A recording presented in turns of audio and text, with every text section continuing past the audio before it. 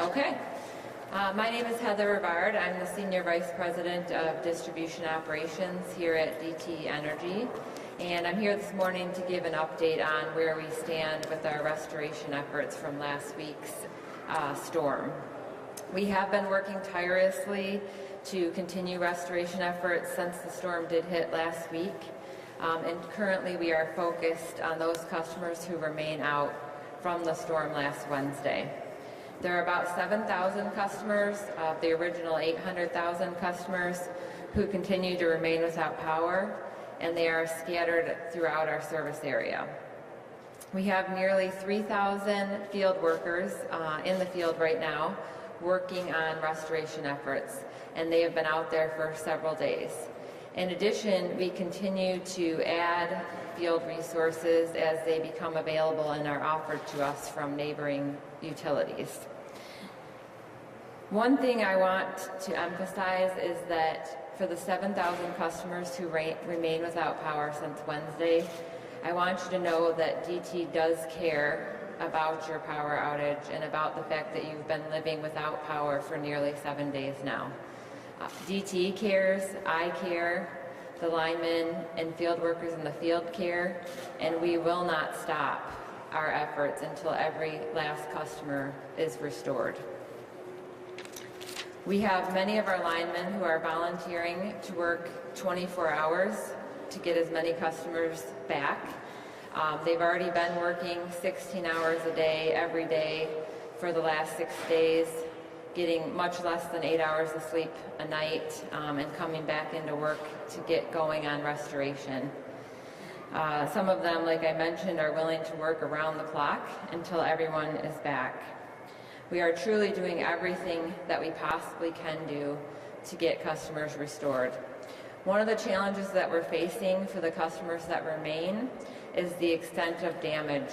So, for example, there's a job going on right now on the east side of Detroit, east of City Airport, that affects only 8 customers, but it is going to take 4 men, 2 tree trim crews, and an oil spill cleanup team most of the day to get those 8 customers back in power, because their power is out due to 2 broken poles, a transformer that came down off the pole, and an oil spill that it created. We also have, for example, 35 customers in Lapeer that are associated with 35 individual broken poles that service their homes. And so we're going to have a crew for each one of those poles working for 8 hours to get the power back on for 30 customers, 30 broken poles in Lapeer. So these are the types of jobs that we're faced with at the tail end of the storm, which is why the restoration effort towards the end can feel like it is dragging on, especially for those who have lost their power. We're not happy that we did not meet our goal to restore all of the storm customers at 11:30 p.m. last night. We did everything that we could to make that happen. At the same time that we are not happy that we did not make those estimates, I could not be more grateful to the linemen and field employees, 3,000 or more, that are in the field and have been working in the field for 6 days now.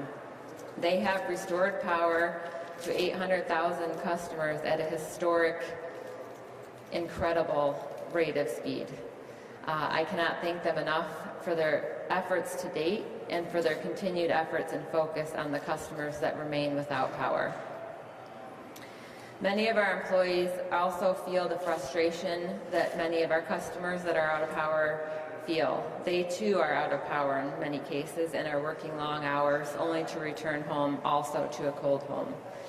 They understand, as do I, that this is a very frustrating situation, and we will not stop working until every last person is back in lights.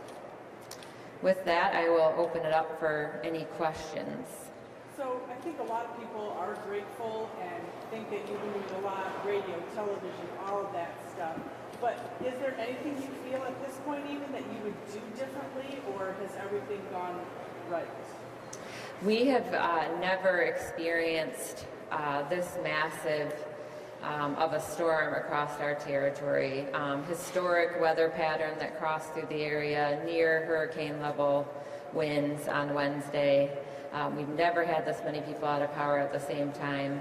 So I feel that we did many things exceptionally well, but as with any storm, we always have things that we can do better.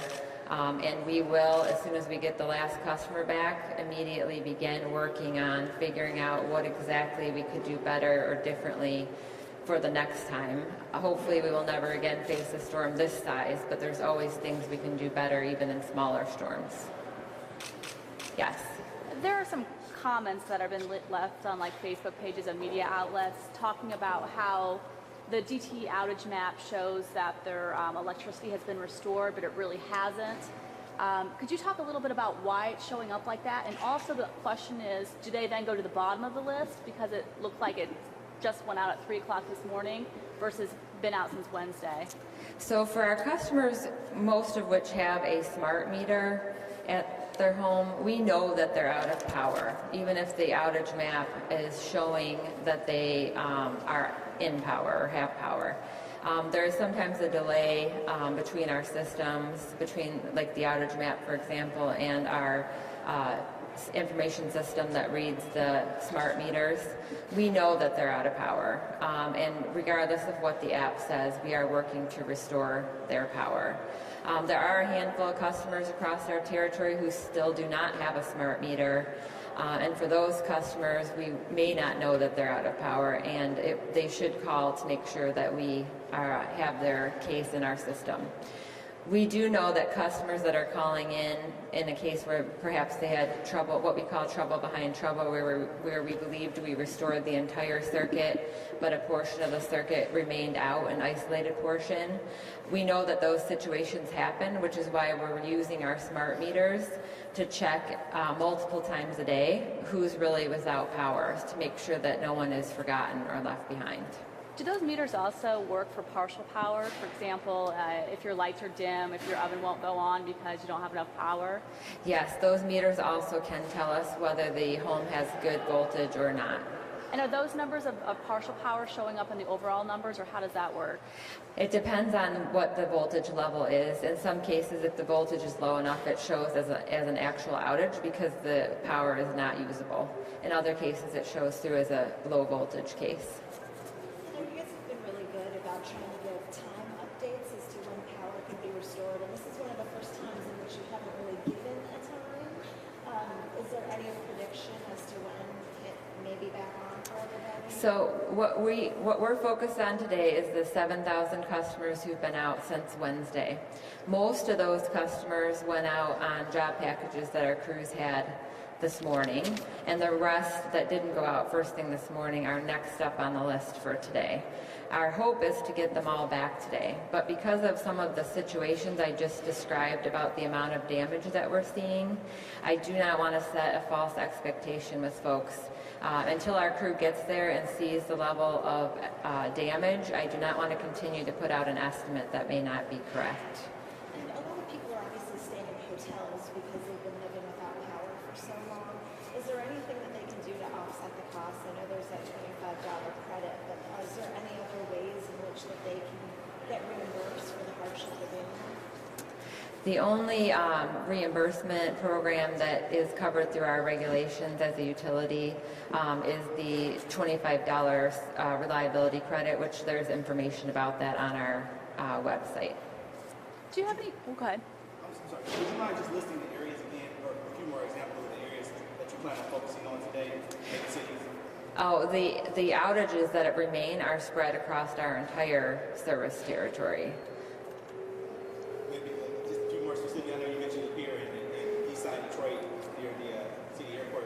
Any other areas that you can kind of pinpoint? It's hard to pinpoint in more specific areas because there are over 700 circuits across our territory where we have crews working today.